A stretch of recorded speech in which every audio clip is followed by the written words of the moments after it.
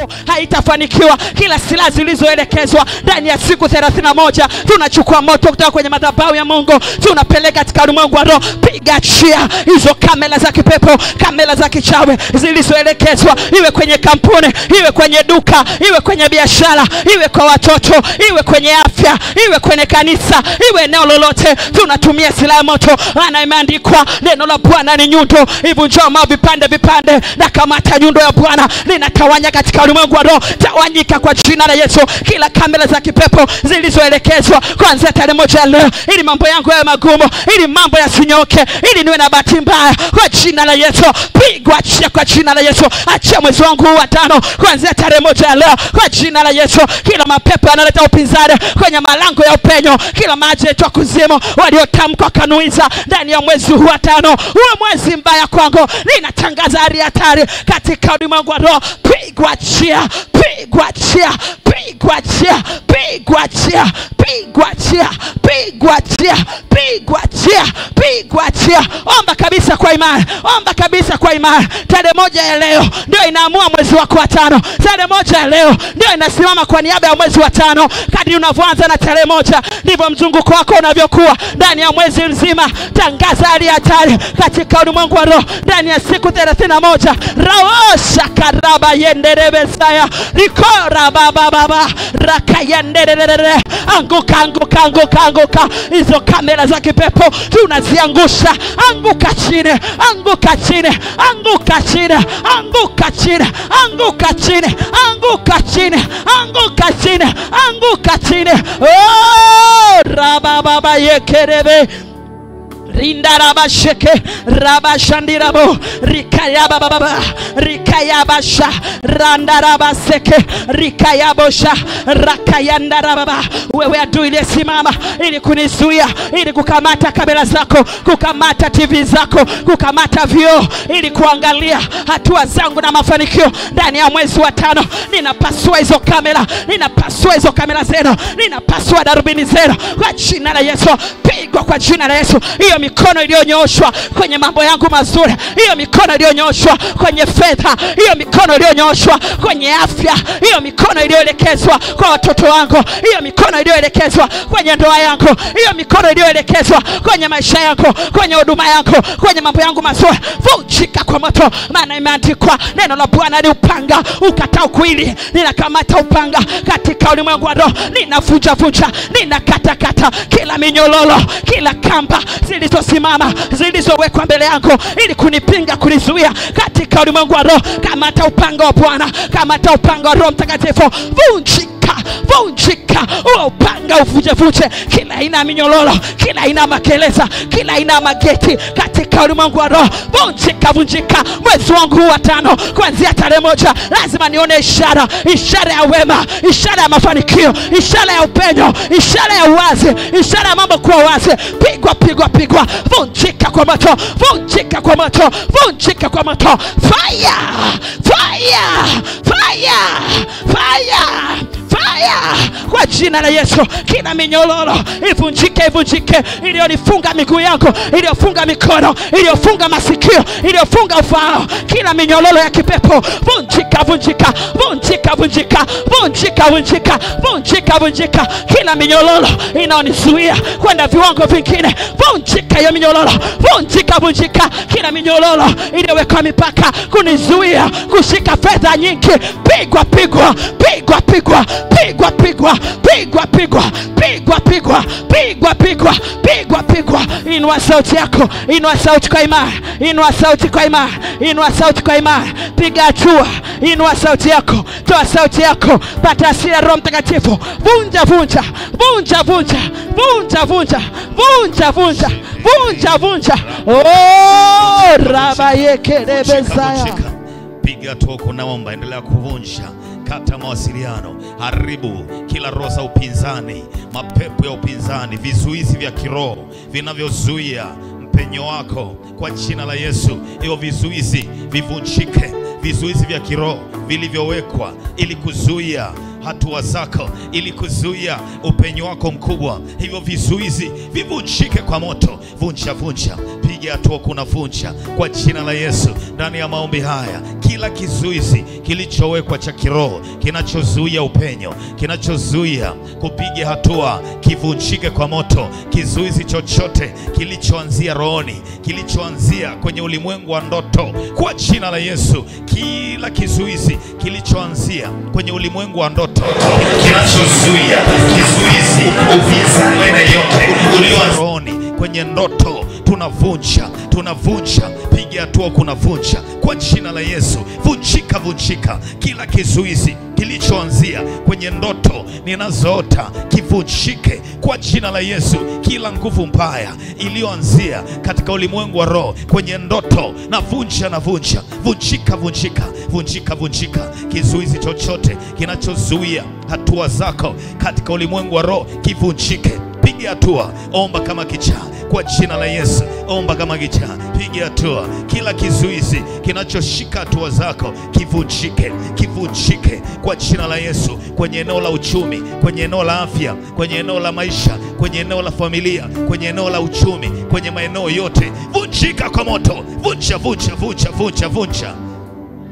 Urakatatata rikurupushiki rindarapahandala shikiriri rindurukushapatata kwa jina la Yesu Kristo. Kila kizuizi kilichoanzia kwenye ulimwengu wa ndoto, kila kizuizi kilichoanzia kwenye ndoto na zota, kivunjike. Kizuizi cha kiroho kinachozuia mpenyo wangu, kinachozuia maisha yangu kupiga hatua, kivunjike. Chochote kilichoweka ukuta mbele yangu, chochote kibaya kilichoweka ukuta ili kunizuia, kivunjike kwa moto. Vunjika.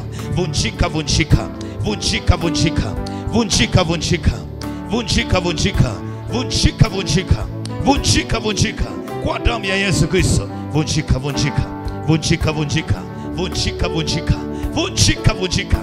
Kila nguvu mbaya inayoharibu hatima yangu, kila nguvu inayotangulia, mapepo ya dakika za mwisho, wanaoharibu future, wanaoharibu hatima, wanaokaa kwenye hatima, wanaokaa mwishoni ili kunisubiria, mapepo ya dakika za mwisho, matatizo ya dakika za mwisho, haribiwa kwa moto kwa jina la Yesu. Haribika. Matatizo ya dakika za mwisho, mapepo yanayosimama dakika za mwisho, roho ya kufeli dakika za mwisho, haribu.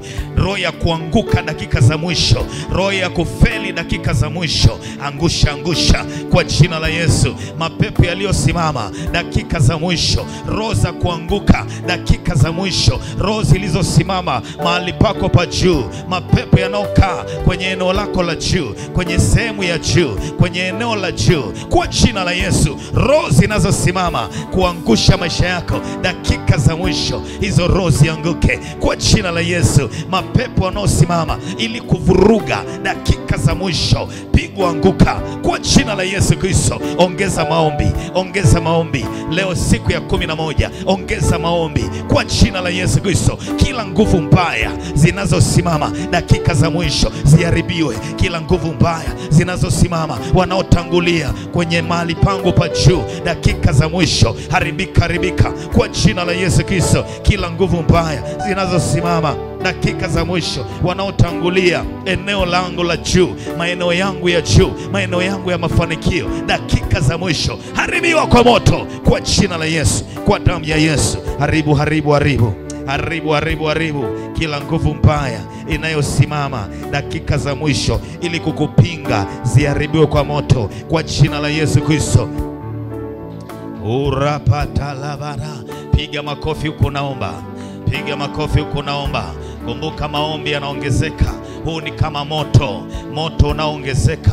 Haribu kabisa kila nguvu mbaya zinazosimama dakika za mwisho ili kukuzuia, mapepo yanaokaa dakika za mwisho, wanaotangulia kwenye ikulu yako, wanaotangulia kwenye eneo la juu, wanaotangulia mahali pako pa juu dakika za mwisho, hizo nguvu mbaya ziharibiwe kwa moto. Angusha kwa jina la Yesu. Angusha kwa damu ya Yesu. Kila falme zinazosimama dakika za mwisho ili kukuzuia, upinzani dakika za mwisho,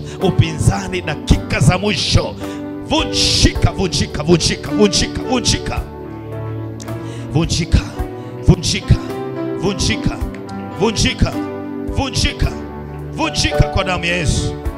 Urapaya tatata shekirindiri rindarabaraba shinduru kusayamanda rikatalabada rikitiriri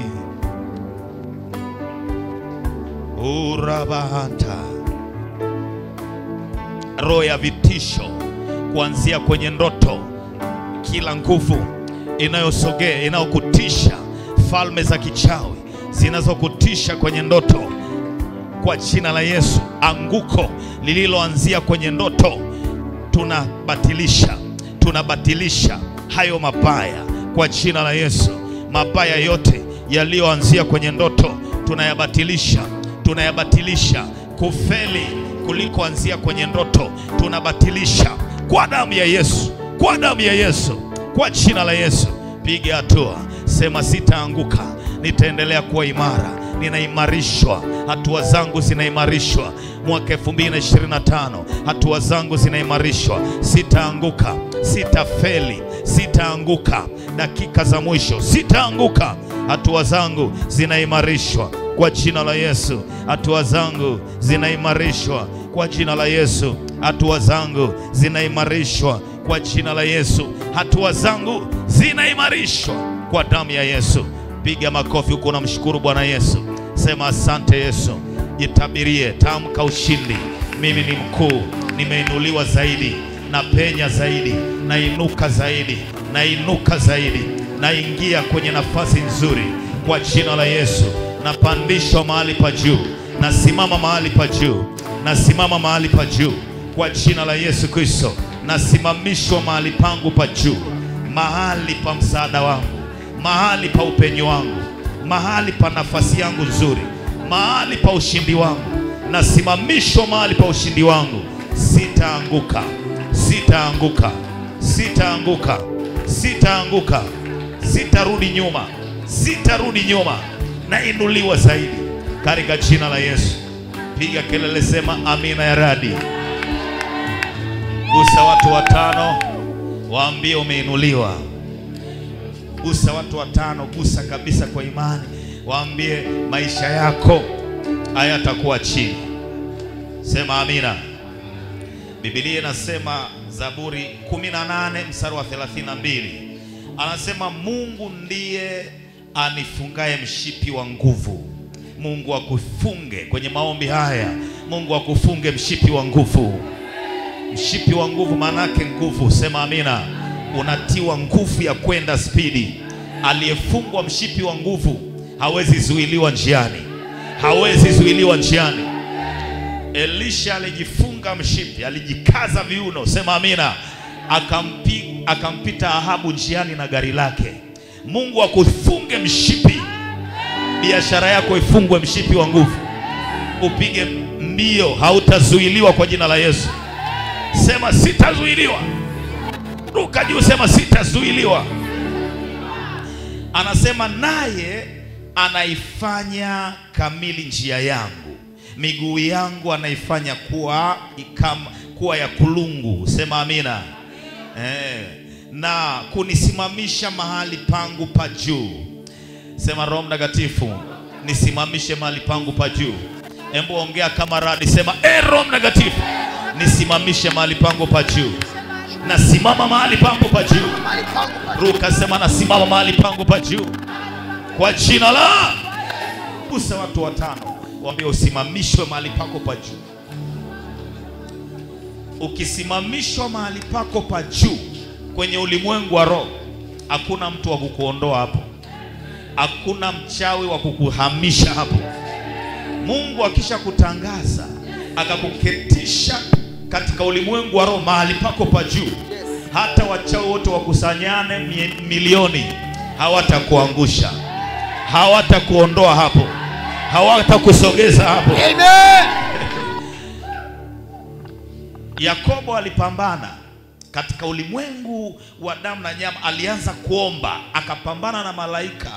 Malaika alipomsimamisha, alipomtamkia neno kwamba kuanzia leo wewe sio Yakobo bali wewe ni Israeli, Maana yake alisimamishwa mahali pake pa juu. Sema amina. Jina lake likatajwa kwa mahali pa juu. Jina lako litajwe na mahali pa juu. Jina lako litajwe kwenye mahali pa juu. Amen. Akaambiwa wewe sio Yakobo bali ni nani? Israeli. Tayari kitendo cha kutangazwa kwamba wewe ni taifa kubwa. Hakuna mchawi alizuia. Amen. Hakuna mnajimu alizuia. Amen. Mungu akutangaze kuanzia leo. Amen. Aanze kukutangaza kupitia ndoto. Amen. Akutokee kwenye ndoto akutangaze kuanzia leo. Amen. Kwamba wewe ni wa juu. Ukasema mimi ni wa juu. Mimi ni wa juu. Kwa jina la Yesu. Sema tayari imekuwa. Tayari. Amen. Nyosha mikono yako juu. Wale mnaotufuatilia kwa njia ya Facebook, endelea kujiunganisha na maombi haya. Leo ni siku ya 11 ya maombi haya ya siku 21. Mungu ataendelea kufanya mambo ya ajabu. Kadiri unavyoendelea kuongeza nguvu ya maombi, ndivyo nguvu inaongezeka. Amen. Ukianzia rohoni utashinda kimwili kiuwepesi. Ukianzia rohoni utapenya kimwili vizuri zaidi. Baba, tunatamka upenyo. Leo siku ya 11 ya maombi haya tunatangaza ushindi mara 11. Tokee kwa watu hawa. Katika jina la Yesu, piga kelele, sema amina. Amina. Kaa kwenye kiti chako. Amini ushindi mkubwa. Naamini kila mtu unasogea. Kuna hatua unaipiga. Kuna hatua unaipiga. Kuna hatua unaipiga zaidi. Sema anafunguka zaidi. Hebu wasalimie kushoto na kulia. Mwambie wewe sio mtu mdogo. Mwambie tena wewe sio mtu mdogo. Sema amina. Hebu mkazie macho. Usisalimie alafu ukapita haraka. Muangalie vizuri. Kazie macho, mwambie wewe hapo sio mtu mdogo. Baada ya maombi haya sio mtu mdogo. Amina. Bwana Yesu asifiwe. Tumejifunza mambo mengi sana kadri siku zote za maombi. Tumekuwa tukijifunza. Siku ya Jumatano au Jumanne kama sikosei, tukaangalia kuhusiana na kuongozwa na nani? Siri ya kuongozwa na Mungu. Tukaangalia mambo mengi sana. Wanaoongozwa na Mungu ni watu wa namna gani? Sema amina. Ukiongozwa na Mungu lazima ufike kule ambako Mungu amekusudia. Hata kama unajua kila kitu, lakini bado unahitaji mwongozo wa kimungu. Hata kama unajua kila kitu, unajua ahadi zote za Biblia, unajua kila kitu, una uwezo mkubwa kielimu, una uwezo mkubwa katika maeneo yote, lakini bado unahitaji msaada wa kuongozwa na Mungu. Uwezi ukasema basi mimi najua kila kitu na kila kitu najua. No. Daudi pamoja na ufalme alikuwa ni mfalme, lakini bado alinyenyekea aongozwe na Mungu. Musa kutoka Misri kwenda Kanaani alitegemea kuongozwa na Mungu. Maisha ya watu wote ambao tunawasoma katika Biblia wamefanikiwa, ili wafike kwenye hatima nzuri, walitegemea sana kuongozwa na Mungu. Na nikasema ili uongozwe na Mungu lazima uwe mtu mnyenyekevu. Unyenyekevu ni ishara ya mtu aliyekubali kuongozwa na Mungu. Unyenyekevu, narudia tena, ni ishara ya mtu aliyekubali nini? Kuongozwa na Mungu. Kwa mfano, tunapofanya maombi, hii ni ishara ya unyenyekevu. Tunapofanya maombi, tunapopiga magoti, tunainua mikono yetu juu, tunasarenda kwa Mungu. Tunamwambia Mungu, sisi hatuwezi, sisi hatuna nguvu. Pamoja na yote uliotubariki, pamoja na mengi uliotupa, pamoja na akili ulizotupa, lakini bado akili zetu hazitoshi. Sema amina. Bado uwezo wetu ni mdogo. Tunahitaji msaada wako, tuongoze wewe. Ndio maana tunanyenyekea kwa maombi, tunashuka kwa maombi. Yesu, maandiko anasema pamoja na kwamba alikuwa ni Mungu, anasema yeye katika siku zile za mwili wake alimtolea yeye awezaye kumwokoa maombi na dua, akasikilizwa kwa jinsi alivyokuwa mcha Mungu. Kitabu kile cha Waebrania sura ya 5 kuanzia mstari wa 7, utaona Yesu hakuangalia kuwa kwake Mungu, yani kule kuwa Mungu kwamba ni kitu cha kushika, kwamba ni kitu ambacho anaona ni kama mimi nimeshamaliza kwa sababu mimi ni Mungu tayari nimeshamaliza. No, alipovaa mwili, yuko duniani, ni Mungu kavaa mwili, lakini bado alijinyenyekeza kwa maombi, akataka msaada, akahitaji msaada kwa njia ya maombi. Bwana Yesu asifiwe. Kwa hiyo ni muhimu sana jinyenyekeze kwa njia ya nini? Ya maombi, kwa sababu bado tunahitaji msaada, hatujafika. Punga mkono wako juu, sema nahitaji msaada, bado sijafika. Bwana Yesu asifiwe. Bwana Yesu asifiwe. Bwana Yesu asifiwe. Wangapi wanasema nahitaji msaada wa kiungu? Unahitaji msaada kweli?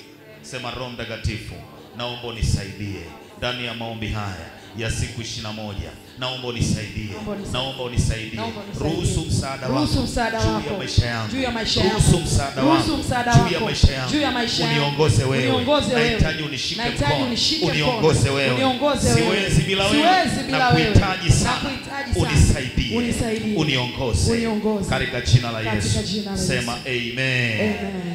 Leo nataka tupige hatua. Siku zilizopita niliwahi kufundisha kuhusiana na kitengo ambacho adui anakitumia hasa nyakati hizi tulizonazo, ambacho ni kitengo hatari mno, ambacho adui anakitumia sana, iwe ni kiroho au kimwili. Hichi ni kitengo ambacho anajua kabisa akitumia silaha hizo za aina hiyo anaweza kumnasa mtu kiurahisi. Sasa lazima na wewe mjanja zaidi, ujue mbinu anazozitumia, alafu na wewe utoke kwenye hizo, ujue namna ya kujilinda. Sema amina. Kitabu kile cha Mwanzo sura ya 49 kuanzia mstari wa 3 hadi wa 4, kianzia mstari ule wa 2 pale wa kwanza, utaona Ruben Yakobo anawaita watoto wake wote. Nataka tuangalie hatari ya roho ya zinaa au dhambi ya zinaa. Hatari ya dhambi ya zinaa. Naomba nisikilize vizuri. Kitabu kile cha Mwanzo sura ya 49 kuanzia mstari wa 3. Mwanzo sura ya 49 kuanzia mstari wa 3. Mwanzo 49 kuanzia mstari wa 3. Hebu fungua hapo. Kabla tujaenda Mwanzo, angalia kitabu cha Wakorinto wa kwanza sura ya 6. Usifunge hiyo Mwanzo. Wakorinto wa kwanza 6 mstari wa 18. Wakorinto wa kwanza 6 mstari kuanzia wa 18. Wakorinto wa kwanza sura ya 6 kuanzia mstari wa 18. Ukianzia mstari wa 16 anasema, au hamjui ya kuwa yeye aliyeungwa na kahaba ni mwili mmoja naye? Maana asema wale wawili watakuwa mwili mmoja. Lakini yeye aliyeungwa na Bwana ni roho naye. Sema amina. 18 anasema ikimbieni zinaa. Ni sentensi fupi ambayo ina nukta. Anasema ikimbieni zinaa. Mara nyingi masomo kama haya hayafundishwi sana, lakini adui amepata njia nyepesi sana ya kuanasa watu wengi sana kupitia nini? Zinaa. Anasema ikimbieni zinaa. Kila dhambi aitendayo mwanadamu ni nje ya mwili wake, ila yeye afanyaye zinaa hutenda dhambi juu ya mwili wake mwenyewe. Anasema dhambi zingine zote zinafanywa nje ya mwili, lakini yule anayefanya uasherati au zinaa anaifanya dhambi ile kwa mwili wake mwenyewe. Maana yake anajiunganisha, anakuwa mwili mmoja na lile pepo, anakuwa mwili mmoja na huyo kahaba, anakuwa mwili mmoja. Yaani moja kati ya dhambi ambayo au kitu ambacho adui anatumia au silaha anayoitumia kuwaunganisha watu na mtandao wa kuzimu moja kwa moja ni roho ya zinaa.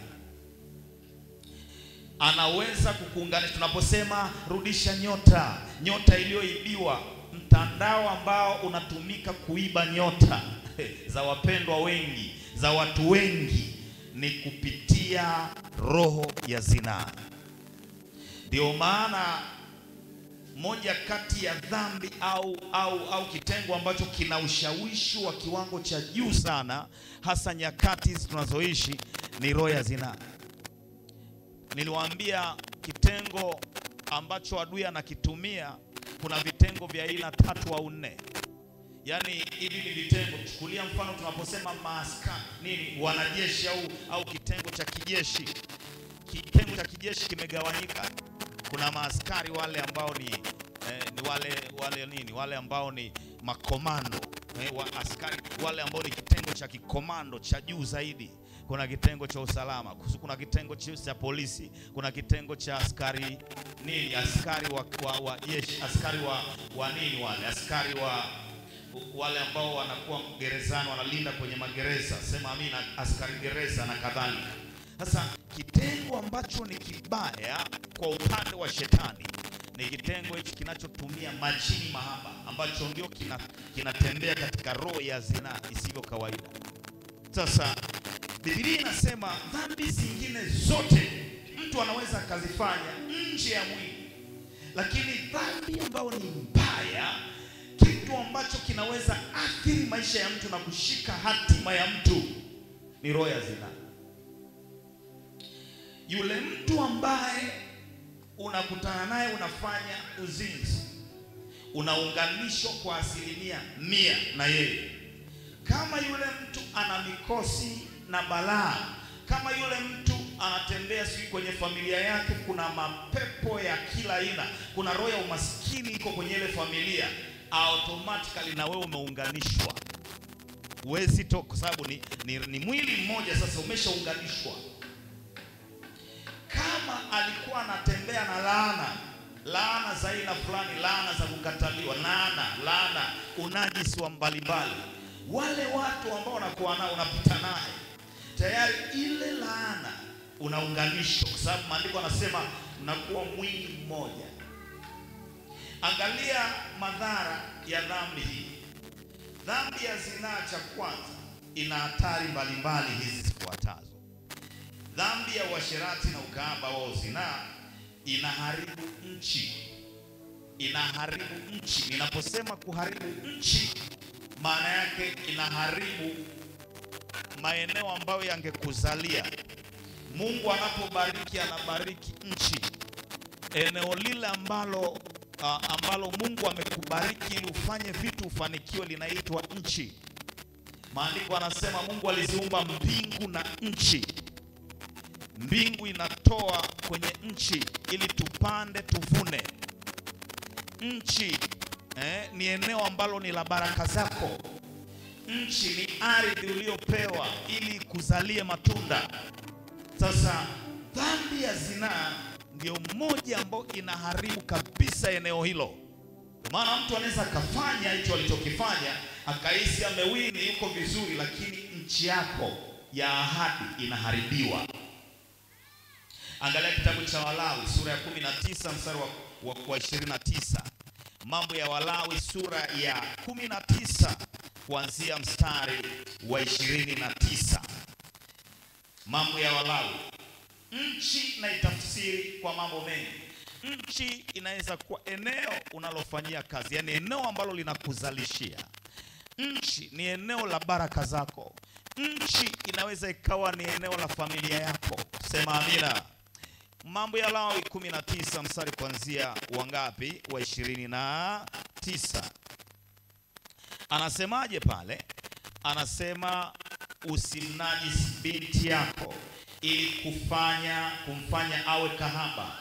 Isiwe hiyo nchi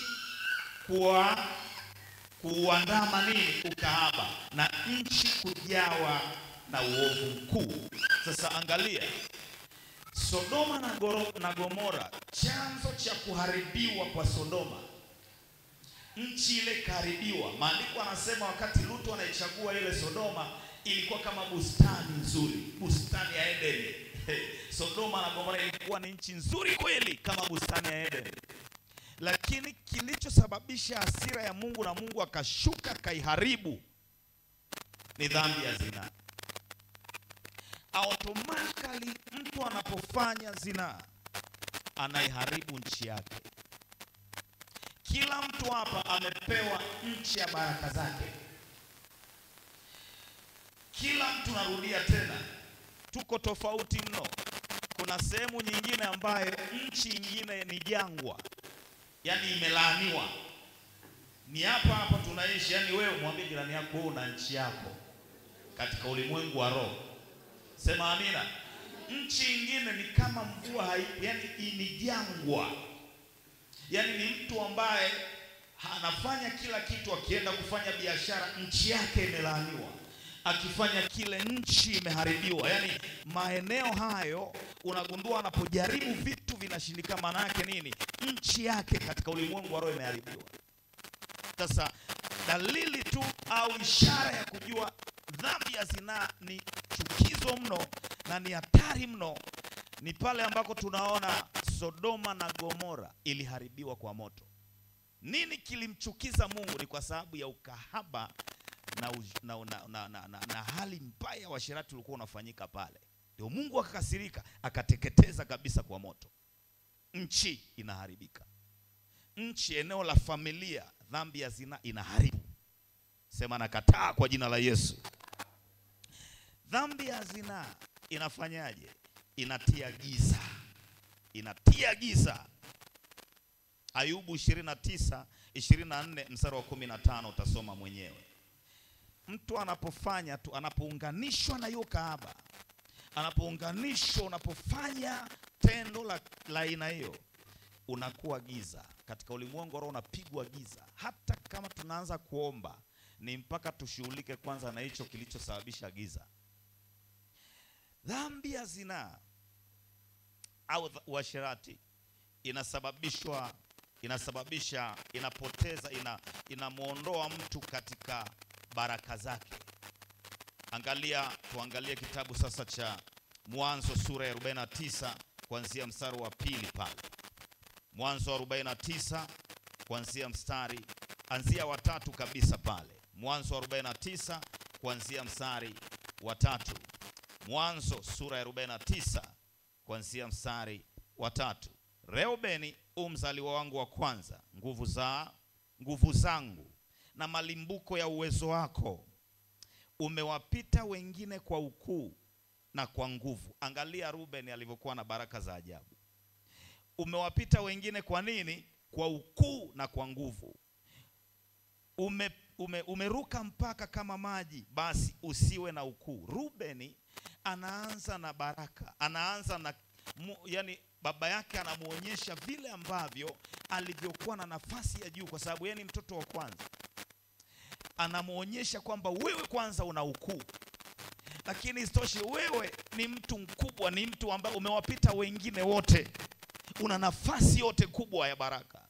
Lakini mwisho anamwambia usiwe na ukuu. Dhambi ya zinaa aliyoifanya Rubeni iliondoa nafasi yake ya ukuu. Anamwambia kwa sababu gani? Umeruka mpaka kama maji, basi usiwe na ukuu, kwa sababu ulipanda kitanda cha baba yako ukakitia unajisi, alikipandia kitanda changu. Dhambi ya zinaa ilimfanya Rubeni aondolewe ukuu, kwa hiyo akaishi kama nini? Akaishi maisha ya hovyo. Wengine wakapanda juu, lakini yeye akaishi maisha ya ajabu. Ukuu kaondoka. Sema kwa jina la Yesu. Sikiliza, adui akikukosa kimwili huwa anaanza kwenye ndoto. Ndio maana ndoto za kufanya zinaa kwenye ndoto sana, hizo ndoto sio nzuri. Lazima ukatae, kuna kitu unaunganishwa pale. Sema kwa jina la Yesu. Mahali kokote nilikounganishwa na roho ya zinaa, mahali kokote nilikounganishwa, mwanamke wa kichawi, mwanamke wa kipepo, mwanaume wa kijini, na kata mawasiliano kwa damu ya Yesu. Sema fire mara 3, mara ya pili, mara ya 3, kwa jina la kitendo tu cha tukio la Ruben kufanya uasherati iliondoa baraka zake zote, iliondoa hatima ya maisha yake. Dhambi ya zinaa, nimesema, inatia giza. Mtu anapofanya dhambi, unapoota ndoto hizo, inawezekana kimwili wakakukosa, lakini watakuja kwenye ndoto. Unapoota ndoto unazini na mtu, unafanya zinaa na mtu ambaye humuelewi, huenda katika ulimwengu wa roho, kwanza yule ambaye umjui kabisa, huenda wamemfufua. Yani kuna roho ya kuunganisha, unaweza ukaunganishwa na mfu katika ulimwengu wa roho. Kaka mmoja ni Nigeria, kaka mmoja hivi alimchukua binti, alikutana na binti tu mrembo, akamchukua kaenda naye kukaa naye siku 3 nyumbani. Akawa anaendelea kufanya zinaa, uzinzi. Kamchukua tu kama barabarani hivi, akampenda, akakaa naye siku 3 yuko naye. Siku ya akamrudisha nyumbani kwake mahali anakoishi. Kampeleka na gari, amwambia anaishi hapa hivyo, akamrudisha, akashuka yule binti, akaenda akaona kabisa ameingia kwenye nyumba ilo geti ambalo anakoishi. Baadaye wakapeana namba za simu na kila kitu, kwamba tutakuja tena siku nyingine. Yule ndugu akawa anamtafuta sana kwenye simu, hampati. Mwisho ikabidi afike pale kwenye ile nyumba alikomshusha yule binti, na alimpa address, kila kitu, majina na kila kitu. Aliposhuka akaanza kuulizia kwamba jamani, kuna binti fulani ambaye nilimleta hapa, anaishi kwenye hii nyumba, anaitwa fulani. Yule mtu wa kwanza aliposikia hilo jina akakimbia, kaita wenzake. Anasema hebu msikilizeni ukaka. Mtu ambi anaitwa nani umesema? Anaitwa fulani. Ulikuwa naye hivi na hivi, nilimshusha hapa. Wakaanza kumshangaa, wanasema huyu binti unayemzungumzia alikufa miaka 16 iliyopita. Jina lake na kila kitu, alikufa miaka hiyo. Wakashangaa, wasema wewe ni mtu wa ajabu sana, unaulizia mtu ambaye alikufa miaka 16 iliyopita. Ndio anashtuka. Baadaye yule kaka alianza kuugua magonjwa yasiyoeleweka, mali zake zote zikaanza kuisha, taratibu zikaanza kuisha, kila kitu. Akajikuta kabla hajamalizika kabisa, ikabidi akimbilie kwenye huduma inaofanya deliverance kama hii kule. Akakimbilia kule mtumishi, ndio akaanza kumuombea. Baada ya maombi ndio roho zinalipuka. Nasema sisi ni roho ya mauti, tulikuja kimalengo kumuunganisha. Kwa hiyo huyu anatembea na roho ya kifo. Kwa kila akigusa kitu kinakufa, akigusa hichi kinakufa, akigusa kinakufa. Kila kitu anachokigusa kilikuwa kinakufa. Lakini nini? Aliunganishwa kupitia huyo mtu kimwili kabisa. Aliona mtu kabisa, kamchukua ni kahaba, sio ni binti, kampenda, kamchukua, kaishi naye siku zote, kumbe ni marehemu. Sema kwa jina la Yesu, mahali kokote nilikounganishwa kwenye ulimwengu wa roho na mchawi yeyote, mwanaume wa kijini, mwanamke wa kijini, na kata mawasiliano kwa damu ya Yesu. Sikiliza, roho ya zinaa ni mbaya kwa sababu inatia giza. Mtu anakuwa na mikosi na balaa, giza. Roho ya zinaa ni mbaya kwa sababu inamuangamiza mtu, inaangamiza nafsi, inaangamiza nafsi. Biblia inasema kitabu cha Mithali sura ya 6 mstari wa 32, anasema huyu mtu anayefanya zinaa afanya jambo litakalo iangamiza nafsi yake. Kuangamizwa nafsi ni kitu kibaya sana. Nafsi inakuwa imekufa, wanaua nafsi taratibu. Kwa jina la Yesu sema nakataa.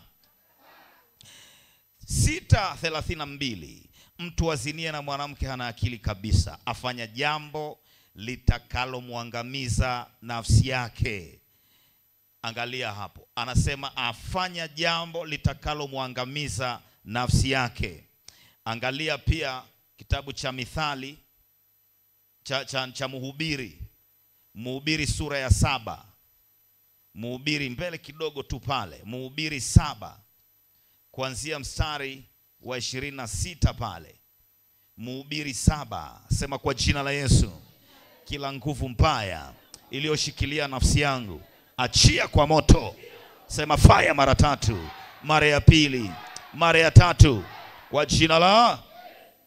Anasema nami nimeona lililo na uchungu kupita mauti, yaani mwanamke ambaye moyo wake ni mtego na tanzi na mikono yake ni kama vifungo. Yeye ampendezaye Mungu atamponyoka, bali mwenye dhambi atanaswa naye. Anasema nimeona lililo na uchungu kupita mauti, yaani mwanamke ambaye moyo wake ni mtego na tanzi na nini, na mikono yake na vifungo. Yeye ampendezaye Mungu atamponyoka. Ona, Biblia inaweka wazi kila kitu. Dhambi ya zinaa inaharibu hatima. Mtu aliyefanya tukio hilo, unagundua kama asiposhughulikia, unagundua mwisho wake unakuwaga mbovu sana. Utaona watu wote ambao walishawishika kufanya zinaa. Ibrahimu ni mtu alikuwa na baraka nyingi sana, lakini kitendo cha kushawishiwa na mke wake akaja kuzaa na Ajiri, akazaa na akafanya akachepuka. Tunaona alikuja kupata, ndio haya mataifa yanayosumbua sana. Watoto wale waliozaliwa na Ishmaeli ndio haya mataifa ambayo yanasumbua sana Ukristo. Yaani wanakuwa wapinzani sana katika eneo la Ukristo. Ndio yalizaliwa mataifa. Lakini tunaona Daudi mwenyewe. Daudi kitendo cha kufanya zinaa ilimgharimu sana. Ilimgharimu kwanza, mtoto aliyezaliwa na yule mwanamke alikufa, lakini pia ile dhambi ilifanya revenge, ilifanya nini? Malipizi. Mtoto wake ambaye anaitwa Absalom alianza kuzini, alifanya jambo la aibu sana. Akaanza kufanya anazini na wake za Daudi mbele za watu. Alafu tunamuona Suleimani sasa ndiye alivunja rekodi. Yani ilichochea mara 10, mara 100. Ibrahimu unaona Isaka naye akafanya tukio lile. Sema kwa jina la Yesu nakataa. Sema kwa jina la Yesu ninajiondoa kwenye hicho kitanzi. Kwa jina la Yesu sema fire. Dhambi ya zinaa inaharibu hatima, inasababisha jeraha lisilopona. Jeraha lisilopona. Nakuta mtu anaenda lakini anajikaza. Inavuruga familia. Inavuruga kabisa familia. Ukianza kuwa we ni kijana mdogo, umeanza kufanya michezo hiyo, ni kijana, huwezi kuwa na familia iliyotulia. Ukianza kuona hiyo ishara mbaya, wakati mwingine hata kwenye ndoto zinaanza ndoto za ajabu, ujue kabisa mapepo yanaanza kuvuruga eneo la familia. Akija mchumba mzuri ambaye anataka kukuoa, tayari wanakata mawasiliano, wanamfukuza kabisa. Kwa sababu tayari wamesha kukamata katika ulimwengu wa roho. Ukianza mahusiano mazuri na mtu mzuri, ghafla inaishia njiani. Kwa nini? Kwa sababu katika ulimwengu wa roho kumbe tayari kuna mtu, yani kuna mwanaume au mwanamke yuko huku ndani katika ulimwengu wa roho, hujawahi kumtoa. Dhambi ya zinaa ni mbaya kwa sababu inaleta aibu. Inaleta aibu. Aibu isiyoisha. Ukirudi kwenye Mithali pale tulikosoma, utaona pale anasema afanya jambo litakalomletea fedheha. Anasema afanya jambo litakalomwangamiza nafsi yake, atapata jeraha na kuvunjiwa heshima. Maana yake kupata aibu, wala fedheha yake haitafutika. Fedheha maana yake aibu, haifutiki. Mbaya sana. Sema naikataa. Dhambi ya zinaa inasababisha unajisi au ile mikosi na balaa. Tu anatembea na mikosi na balaa. Kwa nini? Kwa sababu ya shida hiyo. unakuwa umenajisiwa katika ulimwengu wa roho, lakini mwilini unaona matokeo. Dhambi ya zinaa husababisha vifungo na mitego. Tumesoma pale Mithali 7:26. Dhambi ya zinaa huondoa urithi mzuri wa baraka. Ule urithi mzuri wa baraka unaondolewa kwa sababu ya dhambi ya zinaa. Rubeni, urithi wake mzuri wa baraka uliondolewa kabisa. Sema kwa jina la Yesu. Sema tena kwa jina la Yesu.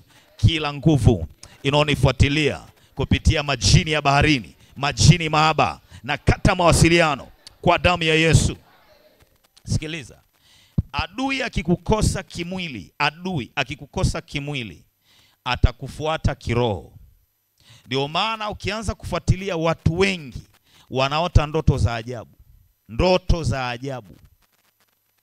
Ndoto asilimia kubwa unakuta mtu anaota ndoto. Binti tu ameanza tu kukua, tayari anaanza kushangaa, ndoto za ajabu zinaanza kuja. Mara mwanaume, mwanamke, kama ni kijana unakuta mwanamke anakuja kwenye ndoto, inaanza kwenye ndoto. Kwa nini adui anatumia huo mtego? Anatumia hiyo njia ni kwa sababu anajua hii njia ndio ya kumnasa vizuri. Hapo mtu akianza uzoefu huo wa kiroho, ndio anakuja sasa kujaribu kimwili, ndio anaenda moja kwa moja. Dhambi ya zinaa, narudia tena, ni mbaya.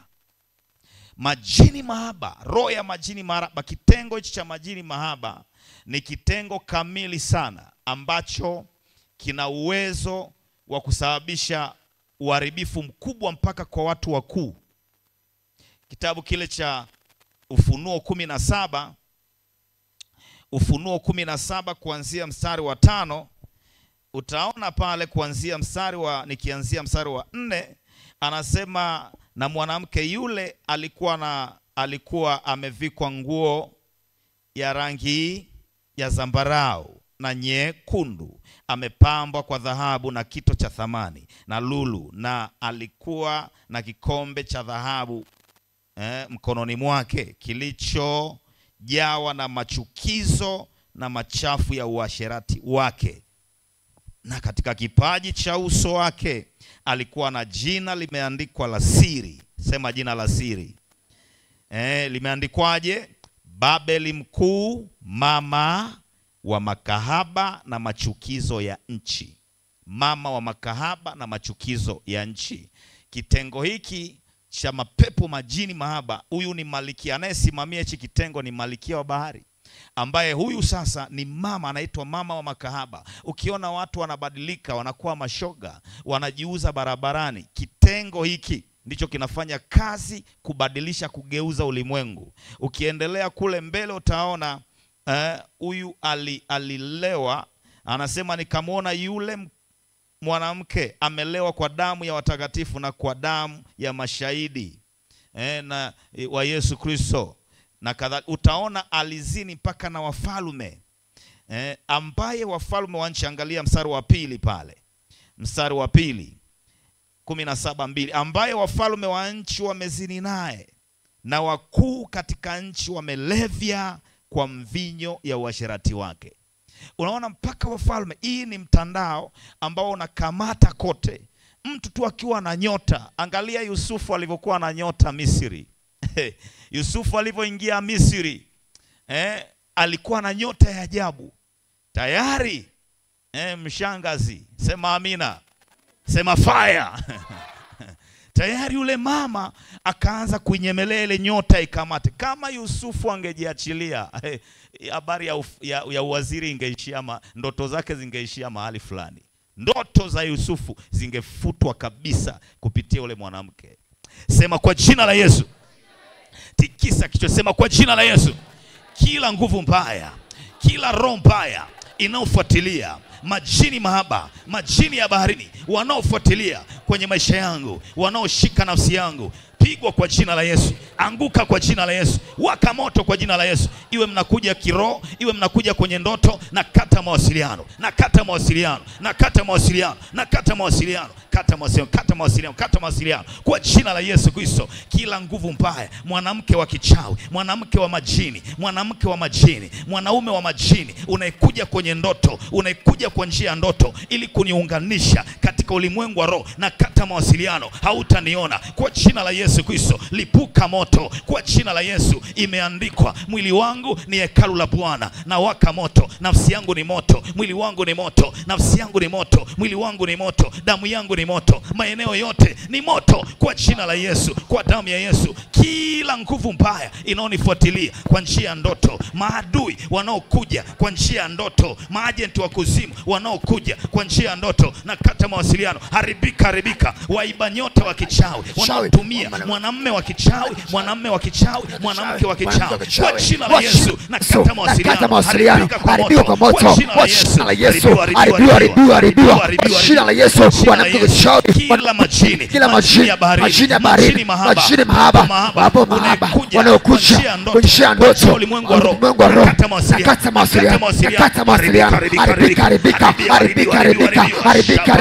Mapepo mahaba, majini mahaba yanayokuja kwenye ndoto usiku wa manane ili kuharibu hatima, na kata mawasiliano, majini mahaba yanayokuja kwenye ndoto, majini ya baharini wanaokuja nafsi, wanaoiba nafsi, na kata mawasiliano, haribiwa kwa moto. Jini la bahari, funga, ingia kwenye familia, unaingia kwenye uchumi, unaingia kwenye maisha, unaharibu maisha, unaharibu hatima, pigwa kwa moto, haribiwa kwa moto, kwa jini mahaba, majini ya baharini yanayokuja kwenye ndoto, yanaharibu hatima, yanaharibu penyo. Achia uchumi wangu, achia maisha yangu, achia maeneo yote,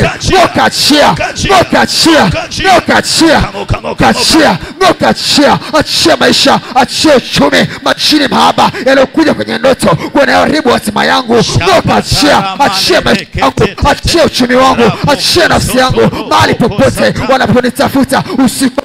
Oh, majini mahaba, nakata fire, mara ya pili, fire, mara ya tatu, fire, mara ya nne, fire, mara ya tano, fire, mara ya sita, fire, mara ya saba. Fire. Nyosha mikono yako juu. Sikiliza. Ni vizuri kufanya kwa nguvu zako zote. Kama ni maombi, fanya maombi kwa nguvu zako zote.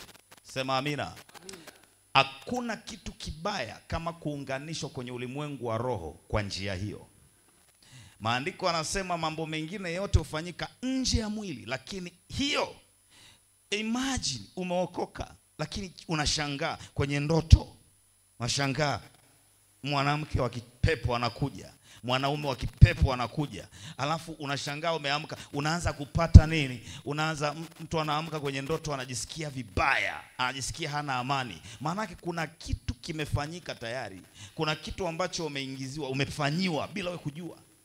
Sema kwa jina la Yesu. Sema kwa sauti, kwa jina la Yesu. Kila mwanamke wa kipepo anayekuja kwenye ndoto apigwe anguke. Mwanaume wa kipepo anayekuja kwenye ndoto apigwe anguke kwa jina la Yesu. Kila mwanamke kichawi, mwanamke wa kipepo anayekuja kwenye ndoto apigwe anguke kwa jina la Yesu. Apigwe anguke. Anayeharibu hatima, anayeharibu uchumi, anayevuruga ndoa, anayevuruga maisha, anayekuja kwenye ndoto apigwe anguke kwa jina la Yesu. Fire, fire, fire, fire, fire, fire. Yesu. Nyosha mikono yako.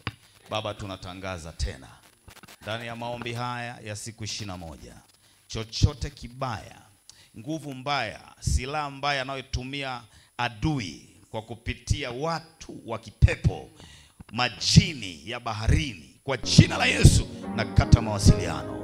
Waiba nyota, waliofunga nyota za watu wengi, roho zilizoficha nyota za watu wengi kupitia majini ya baharini, na kata mawasiliano kwa damu ya Yesu, na haribu kwa damu ya Yesu. Nyosha mikono yako. Baba, asante kwa nguvu ya moto katika jina la Yesu. Wewe mshusha mikono yako. Sikiliza. Asilimia ya watu wengi ambao wana nyota kubwa mara nyingi adui hutumia huo mtandao, nyota kubwa, sababu maadui wanajua hii nyota ni kubwa. Utajiuliza swali kwamba nini ambacho alikiona yule mwanamke wa Farao wa Potifa? Nini alikiona mwanamke wa Farao kwa habari ya Yusufu? Anakuja kumkamata Yusufu, aliona nini? Kijana alikuwa tu mdogo na ni mtumwa kabisa. Aliona nini? Aliona nyota. Kuna nyota. Sasa kuna wakati mwingine unaweza kushangaa, kuna vitu unapigana navyo kwenye ndoto. Mitandao hii mitandao wenyewe wamekusukumia karibu. Kiperuzi tu mitandao tayari unashangaa, kuna kitu kinaanza kukuvuta. Ukianza kuangalia hizo picha unaanza kuvutwa, tayari umeingia. Usiku unashangaa uko kwenye ulimwengu wao, katika ulimwengu wa roho. Sikiliza, adui anapotumia mbinu, na wewe unapaswa uwe na mbinu za kujiondoa. Sema amina. Nguvu unayo, upako unao mkubwa sana, lakini kama hautajiondoa, Samsoni kilichomnasa pamoja na upako na nguvu alizokuwa nazo, adui akatumia mwanamke mwenye vifungo, akamnasa, akaondoa kila kitu. Angalia maeneo mengi sana. Usipuuze. Unaweza ukawa kwenye nafasi nzuri, lakini hujui kitakachokupiga. Ndio maana maandiko anasema dhambi ya namna hii ni ya kukimbia. Yaani kuna maadui ambao sio maombi, unakemea. Unaweza ukawa unakemea huku unazini. Sema nakataa. Dhambi hiyo hamna option nyingine, hiyo ni ya kukimbia. Ukiona mazingira haya hayafai, ndio maana Yusufu alifanyaje? Alichomoka akakimbia. Sema amina. Unajua ni rahisi, tunapambana kweli, tunaenda mbele, lakini kama nisipokufundisha haya unaweza ukashangaa. Adui, kuna mtu anazini huko ana Biblia yake na anaitupa huko na anazini. Unashangaa nini kilitokea mpaka huyu mtu amefanya vile. Adui anajua sehemu yenye mvuto, sehemu yenye ushawishi ambao atampata mtu kirahisi ni hapa. Lazima ushituke. Sema amina. Hasa unapokuwa kwenye nafasi ya juu, kila mtu anakuja anakupenda, una mvuto wa kukubalika, sura ni nzuri, kila kitu ni kijana, una fedha, uko vizuri watakuja. Sasa namna ambavyo wewe unapaswa uwe na akili ya ziada ya kushinda, ndio utaponyoka hapo. Sema kwa jina la Yesu. Sema tena kwa jina la Yesu. Kwa jina la Yesu. Chini mahaba. Unayetumia watu kwenye ndoto. Kufa kwa moto. Upaka moto. Kufa kwa moto. Kufa kwa moto. Fire. Chini mahaba. Fire. Unayetumia ndoto usiku. Kufa kwa moto. Teketea kwa moto. Machini mahaba. Machini ya baharini yanayokuja kwenye ndoto usiku wa manane. Kufa kwa moto. Teketea kwa moto. Damu ya Yesu. Teketea kwa moto. Au machini ya baharini kwenye ndoto usiku wa manane. Mara ya pili, mara ya mwisho. Mnyosha mikono yako, chukua sadaka yako, hebu gusa madhabahu. Sikiliza, wakati unaomba hapa, hebu chukua kwanza sadaka yako, gusa madhabahu hapa. Kuna upako hapa wa kinabii mkubwa sana. Sema amina. Hebu jiweke vizuri, jiweke tayari kwamba Mungu afungue. Kuna kitu ambacho Mungu anataka akifanye hapo kwako leo. Sema amina. Shika sadaka yako. Sema kwa jina la Yesu, najiunganisha na nguvu ya upako kupitia sadaka. Maajabu ya kiuchumi niyaone kwa mikono yangu kwa jina la Yesu. Sema amen. Gusa madhabahu, kimbia, weka madhabahuni. Amini nguvu ya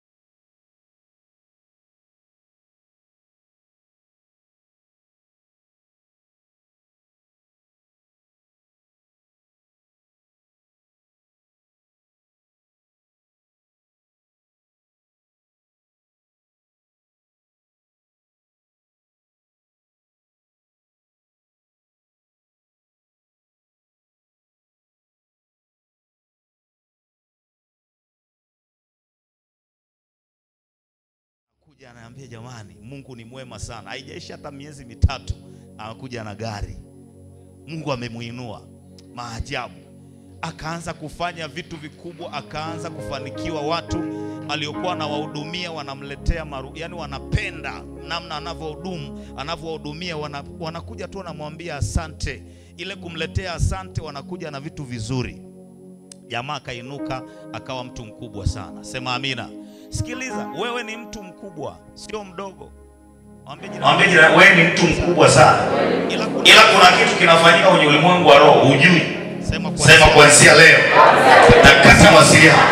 Adui anayekuja kwa njia ya ndoto, nakata mawasiliano kwa jina la Yesu. Wachawi, mapepo wanaotumia wanadamu, wanaotumia mwanamke, wanaume kwa njia ya ndoto, nakata mawasiliano. Hawataniona kwa jina la Yesu. Hawataniona. Piga makofi kwa jina la Yesu. Nakata mawasiliano. Kila mitandao yote ya kuzimu, mitandao kuunganishwa na mitandao mibaya, nakata mawasiliano kwa jina la Yesu.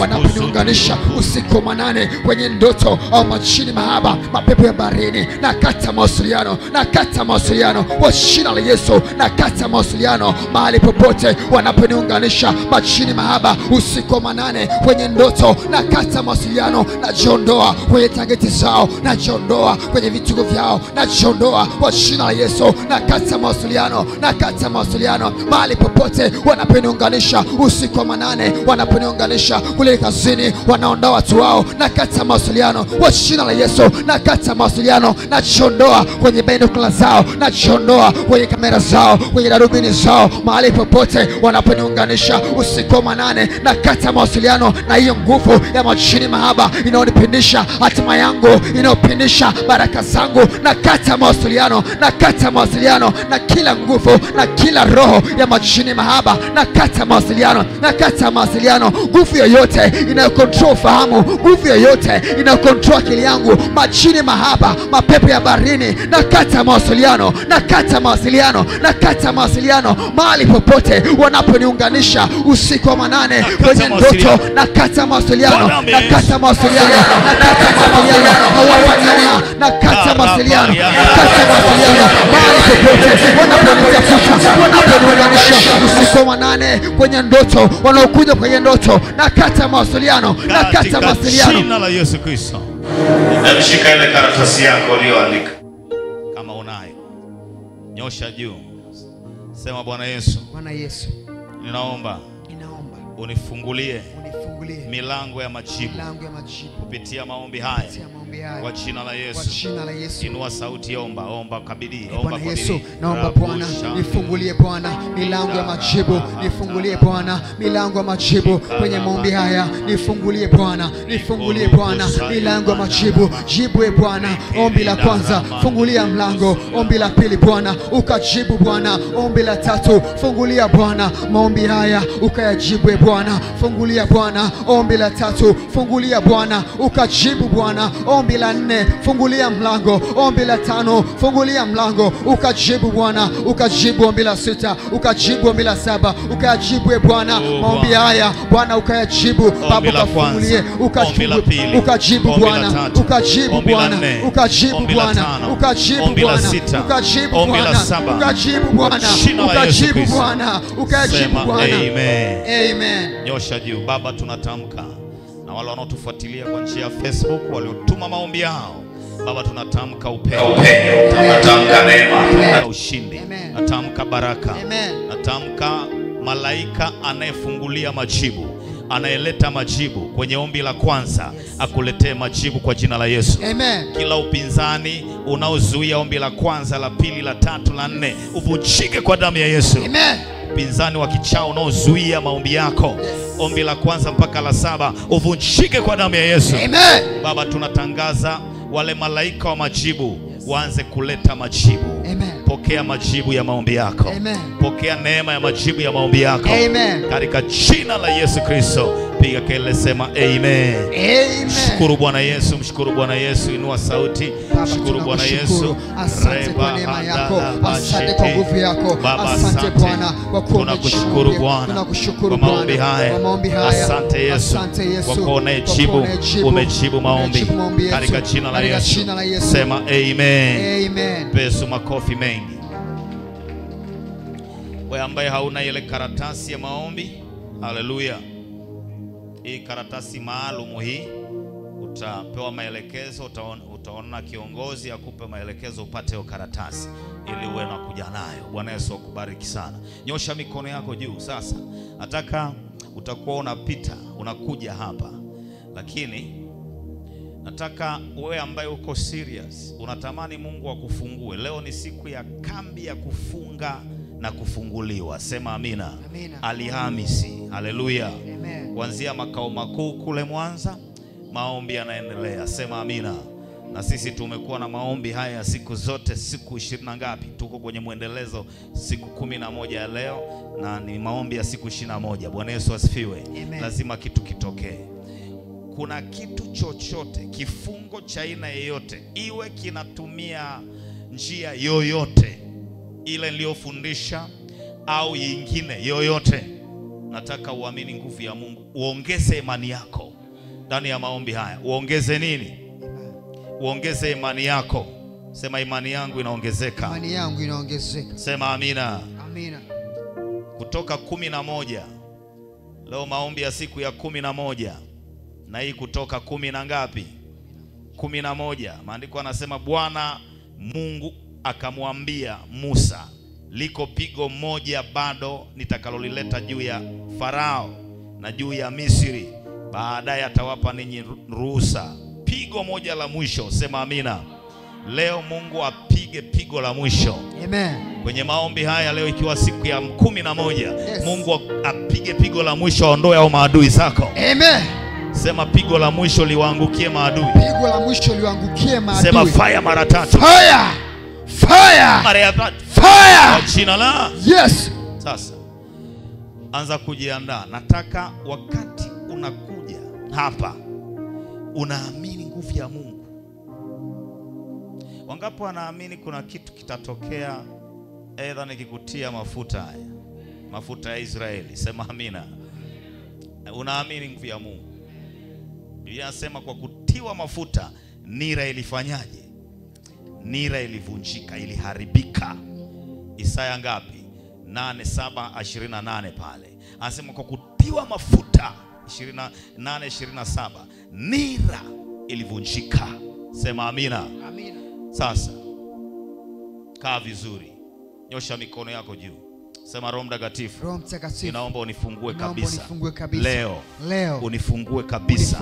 Hebu inua sauti, lipuka Roho sasa. Mtakatifu, naomba unifungue kabisa. Siku ya leo Bwana, ninaomba unifungue. Ufungue uchumi wangu, ufungue maisha yangu. Roho Mtakatifu, ninaomba unifungue. Alhamisi ya leo ikiwa ni siku ya 11 ya maombi ya Bwana, ninaomba unifungue. Ninaomba unifungue. Ufungue maisha yangu, ufungue penye wangu. Siku ya leo Bwana, ikawe siku tofauti, ukanifungue Bwana. Roho Mtakatifu, naomba unifungue. Ninakuhitaji zaidi siku ya leo Bwana, ninakuhitaji Bwana. Ninaomba unifungue. Ninaomba unifungue. Ufungue uchumi wangu, ufungue maisha yangu, ufungue ndoa yangu, ufungue penye wangu. Unifungue Bwana.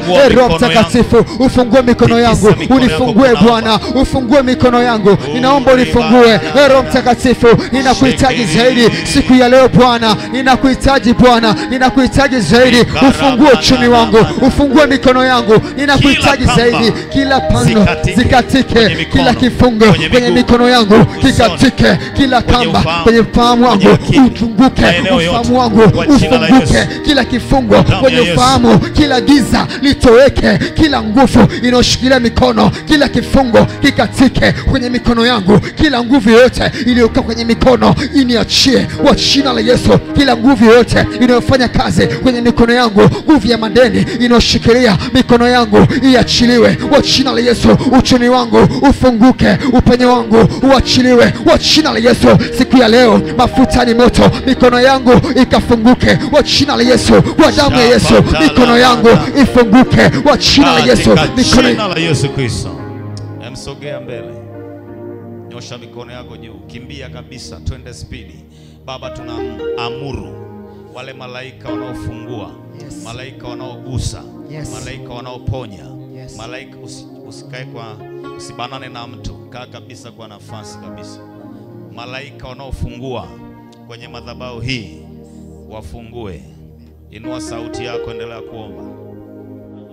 Baba, katika jina la Yesu na sinema yako Bwana, wale malaika wanaofungua, wale malaika wanaoponya siku ya leo Bwana, au malaika Bwana wanifungue siku ya leo, wafungue maisha yangu, wafungue penye wangu, wanifungue Bwana siku ya leo Bwana, ikiwa ni siku ya 11 Baba, wale malaika wanaofungua wengine wanifungue na mimi, wale malaika wanaofungua wengine kule makao makuu wanifungue na mimi siku ya leo, wanifungue Bwana, wafungue maisha yangu, wafungue penye wangu, wafungue uchumi wangu, wafungue ufahamu wangu, wale malaika wanaofungua, wale malaika wanaoponya kila vifungo vibaya vikatike, eneo la maisha, vikatike, maeneo ya uchumi, vikatike kwa jina la Yesu, kila vifungo ivunjike, kila kamba zikatike, kamba yoyote iliyoshikilia uchumi, kila kifungo iliyoshikilia uchumi ikatike, kila kifungo, kila giza litoweke kwa jina la Yesu. Giza kwenye ufahamu, giza kwenye akili, kila uzito ung'oke, kila giza liniachie, kila kifungo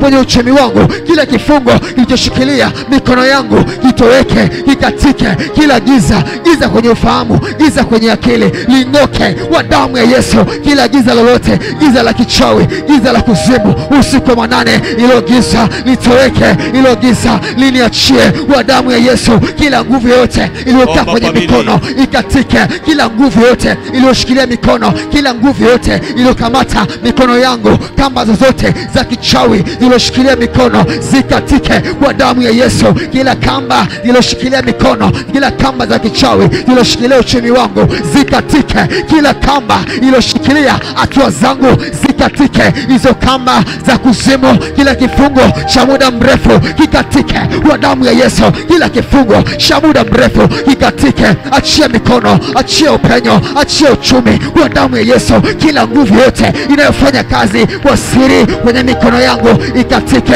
hiyo nguvu iniachie, achia mikono, achia nafsi, achia mwili, achia uchumi, achia miguu, kila kamba, kila vifungo vikatike, kila giza ngokachia kwa damu ya Yesu, ngokachia, ngokachia, ngokachia, kila kifungo ngokachia, kila nguvu ngokachia, ngokachia, anaiba nyota ngokachia, anaiba nyota, achia nyota, nyota ya uchumi ngokachia, anashikilia nyota ya utajiri ngokachia, ngokachia, unayekuja usiku wa manane ngokachia, ngokachia, achia nyota, achia uchumi, achia nafsi, achia akili, achia fahamu, ngokachia, nguvu yoyote inayofanya kazi kwa siri kwenye mikono yangu ngokachia, ngokachia, achia hatua zangu, achia hatua zangu, achia mikono, achia ufahamu, ngokachia, ngokachia, nguvu yoyote inayofanya kazi kwa siri, kila mbinu wanaotumia hao wachawi usiku wa manane kuiba nyota, na kata hizo nguvu zao, ninakata mawasiliano yao, ninaharibu network zao, kila mitandao ya giza inayofanya kazi kwa siri kuiba uchumi, kufunga nafsi yangu, ninakata mawasiliano mahali kokote kwa damu ya Yesu. Mbinu zozote wanazotumia zifichuliwe, kamba zao zikatike, kila kifungo cha muda mrefu kikatike, kifungo cha giza, kifungo cha kichawi kikatike kwa damu ya Yesu, kikatike, kila chochote kibaya kinachoshikilia mikono yangu kikatike, kikatike, kila nguvu mbaya iliyoshikilia mikono ikatike, iniachie, kila nguvu mbaya iliyoshikilia uchumi, iliyoshikilia mikono yangu iachiliwe, kila mikono ya kichawi, mikono ya kupoteza kwenye mikono yangu ngokachia, ngokachia. Yesu Kristo, nyosha mikono yako chini. Baba, asante kwa nguvu ya moto Roho Mtakatifu. Yes. Baba, ninaomba kuanzia saa hii wale malaika wanaofungua watu washuke saa hii, wamfungue mwanaume, mwanamke, yeyote aliyeshikiliwa, iwe ni kwenye ulimwengu wa roho, iwe ni kwenye ulimwengu wa roho. Nyota kubwa hiyo, naongea na huyo nyota kubwa, msaidie huyo. Naongea na nyota kubwa hiyo, nyota kubwa, nyota iliyozikwa, nyota iliyofungwa makaburini, nyota iliyofunikwa giza, nyota iliyofungwa kupitia mwanamke, mwanaume wa kichawi, mwanaume wa kipepo, mwanamke wa kipepo, kwenye ndoto. Yes. Nyota iliyofichwa kupitia majini mahaba, kupitia uchawi, iliyoficha mikono, iliyoficha nyota, iliyoibiwa, iliyofichwa, inayotumika maeneo, inayotumika kwenye nchi nyingine, nchi. Nyota iliyofichwa, iliyokamatwa kimataifa, iliyofichwa, iliyochukuliwa katika ulimwengu wa roho, naamuru irudishwe. Naamuru malaika arudishe.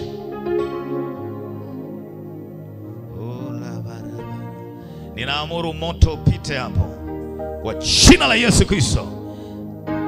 Achia ufahamu, achia uwezo wa mwanamke, mwanaume, achia uwezo wake, achia uwezo wake, achia uwezo wake, achia uwezo wake, achia uwezo wake, achia uwezo wake, achia uwezo wake. Wewe uliyeweka giza, toa hilo giza, toa hilo giza haraka, toa giza, toa giza, toa giza, toa giza kwenye kipaji cha uso, toa giza usoni, toa giza kwenye eneo la kazi, toa giza kwenye eneo la biashara, toa giza kwenye eneo la biashara, toa giza kwenye eneo la kazi. Shapatalaba, toa hilo giza haraka, toa hilo giza haraka, toa hilo giza haraka, toa hilo giza haraka kwa jina la Yesu Kristo. Shabara. Wewe unayemvisha pete, wewe uliyemvisha pete miaka iliyopita, pete ya kichawi, pete ya kuzimu, pete ya kipepo, pete tunaiharibu, tunaiyeyusha, tunaiyeyusha, tunaiyeyusha hiyo pete kwa moto kwa jina la Yesu Kristo. Na komboa mikono hiyo, na komboa mikono, na komboa maisha yake, na komboa maeneo yote, na komboa, na komboa mpaka macho hayo, na komboa kila eneo, na komboa ufahamu, na komboa ufahamu, na komboa ufahamu. Shamandalaba, Jesus name. Karabahata. Sema kwa jina la Yesu. Kwa jina la Yesu. Sema kwa jina la Yesu. Kwa jina la Yesu. Chochote kibaya, chochote kibaya kilichonishikilia, kiachie, kiachie. Kila mikosi, roho ya kifo kwenye mikono, roho inayoua, roho inayoharibu, iliyokaa kwenye mikono, iondoke, achia mikono. Roho ya uharibifu iliyokaa kwenye mikono, roho ya madeni, roho ya kufilisika kwenye mikono yangu, ngoka achia, ngoka achia. Roho ya kupoteza, achia mikono, achia mikono, achia mikono. Kila nguvu yote iliyokaa kwenye mikono, ngoka achia, achia mikono, achia mikono, achia mikono yangu, mikono iliyofungwa, kila kamba katika achia, kila mikono, mikono iliyofungwa, mikono ya kichawi, mikono ya kuharibu, mikono ya kuvunjika, mikono iliyovunjika, ngoka achia, mikono vipisi, ngoka achia, achia mikono yangu, achia mikono yangu, hiyo mikono iliyokatika, achia mikono, achia mikono kwa damu ya Yesu, achia mikono, achia mikono yangu, ngoka achia, kila nguvu yote iliyoshikilia mikono yangu, ngoka achia, ngoka achia, achia mikono yangu, kila nguvu yote iliyokaa kwenye mikono, iliyokaa nyuma mikono yangu, ngoka achia. Roho ya kupoteza, mikono ya kupoteza, mikono ya madeni, mikono ya madeni, ngoka achia, achia mikono, achia mikono, mikono ya utasa kwa damu ya Yesu, mikono ambayo inapoteza vitu, hiyo mikono leo ninaing'oa kwa jina la Yesu. Achia mikono yangu, achia mikono, achia mikono, achia uchumi, achia fedha kwa damu ya Yesu. Fedha zangu kwa jina la Yesu zinaachiliwa, uchumi wangu unaachiliwa, mikono yangu inaachiliwa kwa damu ya Yesu. Mikono iliyoshikiliwa kwa muda mrefu, kila kamba zinakatika, vifungo kwenye mikono vinakatika, mahali popote waliposhikilia mikono yangu leo inakombolewa, leo inakombolewa, leo inaachiliwa. Mikono yangu leo inakombolewa, mikono yangu leo inaachiliwa. Mahali popote waliponishikilia mikono yangu, mahali popote waliposhikilia nafsi yangu leo inakombolewa. Mahali popote waliposhikilia nyota yangu, walipoteka, leo inakombolewa. Nyota yangu leo inaachiliwa. Mahali popote waliposhikilia nyota yangu leo inaachiliwa. Mahali popote kwa damu ya Yesu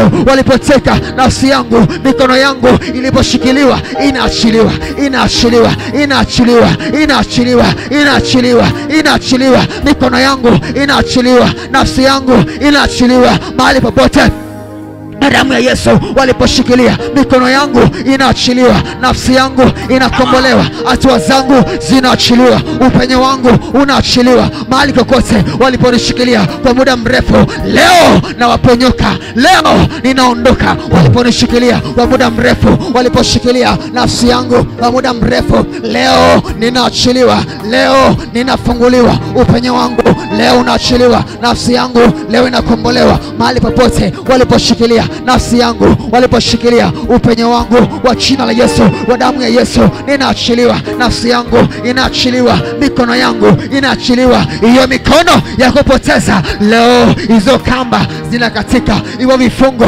vinakatika. Mahali kokote walikuwa hapa wakasema ya kwamba sitafanikiwa, hivyo vifungo leo vinakatika kwa damu ya Yesu. Hivyo vifungo vya muda mrefu leo vinakatika, hizo kamba za muda mrefu leo zinakatika. Hivyo vifungo walivyoshikilia hatua zangu, au wachawi walioshikilia uchumi wangu, walioshikilia upenyo wangu, au wachawi leo wanakufa mmoja baada ya mwingine, leo wanateketea. Uchumi wangu unaachiliwa, nafsi yangu inakombolewa, upenyo wangu unaachiliwa kwa damu ya Yesu. Hatua zangu zinaachiliwa siku ya leo, ninakombolewa. Mahali popote waliponiteka, mahali kokote waliponishikilia kwa muda mrefu, kwa damu ya Yesu leo ninaachiliwa, leo ninaachiliwa, ninakombolewa kwa damu ya Yesu. Ninaachiliwa, nafsi yangu inaachiliwa, uchumi wangu unakombolewa. Mahali kokote elimu yangu inaachiliwa, elimu yangu inaachiliwa. Mahali kokote waliposhikilia elimu yangu, waliposhikilia afya yangu, leo ninaachiliwa. Mahali kokote waliposhikilia mikono ya uharibifu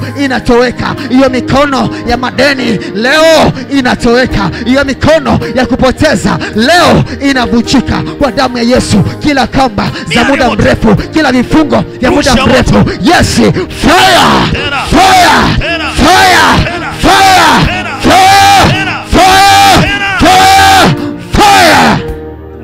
Kwa jina la Yesu, kila kamba zinakatika, kila kifungo kinatoweka, kila uzito, kila giza linaondoka, kila nira zinavunjika, kila nira za muda mrefu, nira zilizoshikilia uchumi wangu leo zinavunjika kwa damu ya Yesu. Kila kifungo kilichoshikilia uchumi wangu kinakatika, hizo kamba za kuzimu, hicho kifungo kinakatika. Kifungo cha majini mahaba walioshikilia nyota yangu, hicho kifungo leo kinakatika, hizo kamba leo zinakatika. Mahali kokote waliponishikilia kwa muda mrefu, leo ninaponyoka, leo ninaondoka. Hao wachawi walionishikilia mateka kwa muda mrefu, leo ninaponyoka, hawataniona. Kwa damu ya Yesu ninaachiliwa, hatua zangu zinaachiliwa, upenyo wangu unaachiliwa, uchumi wangu unaachiliwa, nafsi yangu inakombolewa kwa damu ya Yesu. Hatua zangu zinaachiliwa, upenyo wangu unaachiliwa, mikono yangu inafunguka, nafsi yangu inakombolewa. Mchawi yoyote aliyedili na nyota yangu katika ulimwengu wa roho, huyo mchawi leo anakufa. Natangaza mauti ya huyo mchawi anayepambana na uchumi wangu, anayepambana na upenyo wangu kwa damu ya Yesu. Leo nafunguliwa, leo napenya. Mahali kokote waliko hapa wakasema ya kwamba sitafanikiwa, leo ninatoka, leo ninafanikiwa kwa damu ya Yesu. Leo ninapenya kwa damu ya Yesu, ninavuka kila kizingiti walichowapa wakasema ya kwamba sitavuka. Leo ninaachiliwa, leo ninavuka kila kizingiti kwa damu ya Yesu. Hao wachawi walioshikilia nyota yangu inaachiliwa kwa damu ya Yesu. Nyota yangu inaachiliwa, nyota ya uchumi, nyota ya upenyo, nyota ya kibali inaachiliwa. Mahali kokote waliko hapa wakasema ya kwamba sitafanikiwa, leo ninaachiliwa. Mikono yangu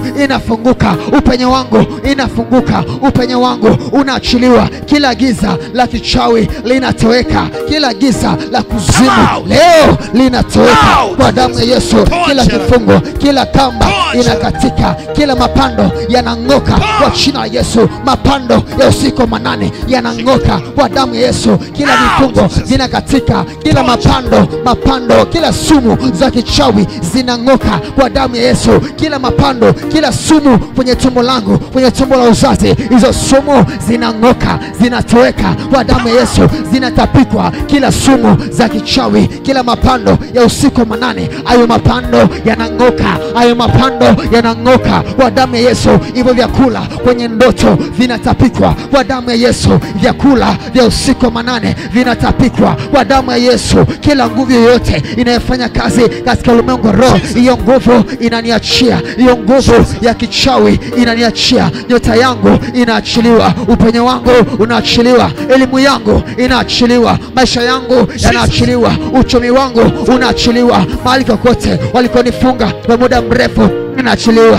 Ninaachiliwa, ninaachiliwa, ninaachiliwa, ninaachiliwa, ninaachiliwa, ninaachiliwa, ninaachiliwa. Kila nguvu iliyoshikilia kwa muda mrefu inaniachia. Kila kamba za kuzimu zinakatika. Kila vifungo vya usiku wa manane vinakatika. Kila giza la usiku wa manane linatoweka kwa damu ya Yesu. Kila kifungo kwenye ndoto usiku wa manane, hicho kifungo kinakatika. Kila kamba za kuzimu kwa jina la Yesu, au mapepo wanaokuja kwenye ndoto na kunilisha vyakula, hivyo vifungo, hivyo mapando, ninayang'oa kwa damu ya Yesu. Mikono yangu inaachiliwa. Hao ibanyota leo wanakufa, leo ni mwisho wao. Hao ibanyota wanaoiba nyota za watu usiku wa manane, leo natangaza ni mwisho wao. Leo natangaza ni kiama chao kwa jina la Yesu. Mahali kokote walipoweka mitego yao kuteka maisha yangu, kuteka uchumi wangu, kila giza la usiku wa manane, ilo giza linalofanya kazi kwa siri kutaabisha maisha yangu, kutaabisha uchumi wangu, ilo giza naliondosha kwa damu ya Yesu. Mikono yangu inafunguka, mikono yangu inaachiliwa kwa damu ya Yesu.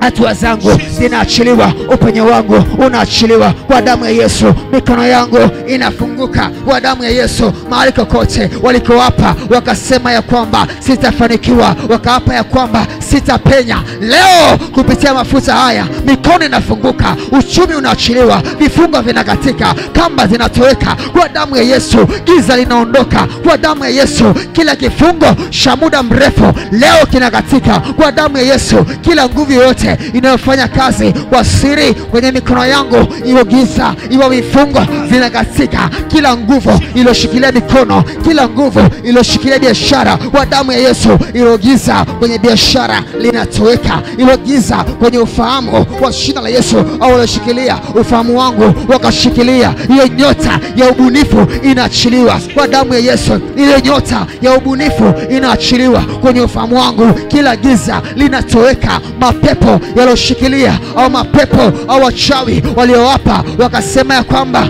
sitafunguka, leo kupitia mafuta haya, haya mafuta ni moto wa jina la Yesu. Kila nira zinakatika, kila vifungo vinakatika, kila kamba zinakatika kwa damu ya Yesu. Kila kifungo cha muda mrefu kinakatika kwa jina la Yesu. Kila kifungo kwa damu ya Yesu. Kila kifungo kwa muda mrefu kinaniachia. Kila vifungo vya siri vinakatika kwa damu ya Yesu. Au ibanyota wa kichawi usiku wa manane, au wachawi wanapigwa leo. Leo ni mwisho wao kwa jina la Yesu. Leo ni mwisho wao kwa damu ya Yesu. Uchumi wangu unaachiliwa, afya yangu inaachiliwa, rafiki yangu inaachiliwa, biashara yangu inaachiliwa, watoto wangu wanaachiliwa, uzao wangu unaachiliwa, nyota yangu inaachiliwa, nafsi yangu inaachiliwa. Kila nguvu inayofanya kazi kwa siri kwenye maisha yangu, hiyo nguvu inavunjika leo, inavunjika leo, inavunjika leo kwa damu ya Yesu, inavunjika leo. Kila kamba za muda mrefu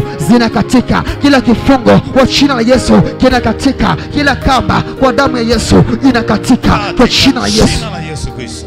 Nyosha mikono yako juu. Baba, asante kwa nguvu ya upako huu. Yes. Baba, ninatangaza yeyote aliyegusa na tone moja la mafuta, Yes.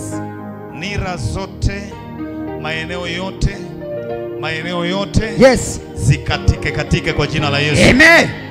Kila vifungo vya kiroho, Yes. vifungo vya kiroho vilivyoanza kwenye ndoto. Yes. Hivyo vifungo na hizo nira ziharibiwe mara moja kwa jina la Yesu. Amen. Ninaamuru mikono yako ifunguke. Amen. Chochote unachokishika. Yes. Mikono yako, akili yako, mikono yako iwe na spidi kama akili yako. Amen. Kila unachokifikiri upate uamuzi wa haraka na kufanya kwa jina la Yesu. Amen. Kila ambacho unakipata, wazo lako, Yes, lisababishe miguu yako iwe na nguvu, iwe na spidi kulingana na wazo lako. Amina. Pokea upako wa spidi kwenye mikono na miguu. Napokea kwa jina la Yesu.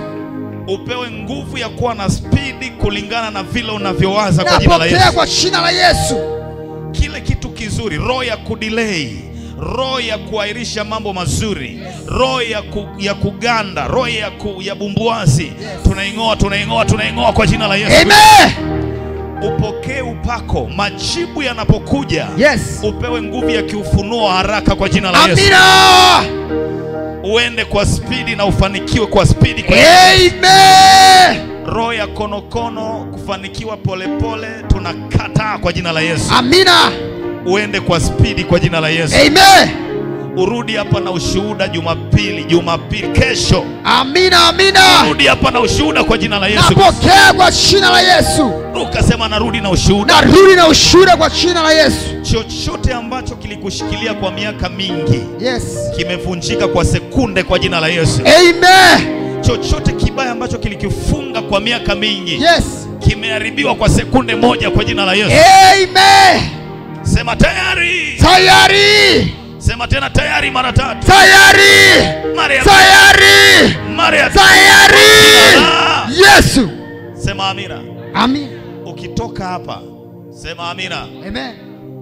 Acha kuwazawaza tena matatizo, kufungwa. Toka hapa ukiwa umeachiliwa akili. Ufahamu wako unaanza kuona kitu kizuri, unaanza kuona kitu kikubwa. Sema amina. Amina. Unaanza kuona nini? Kama ni masomo, unaanza kuona vile unavalishwa joho. Amen. Lela kugraduate, ile graduation ya mwisho. Sema amina. Amina. Unaona lile koti, lile joho zito. Yes. Na taji. Sema amina. Amina. Anza kuona unaenda mpaka mwisho. Hakuna kitakacho kuzuia. Kumbuka maombi haya yanaendelea.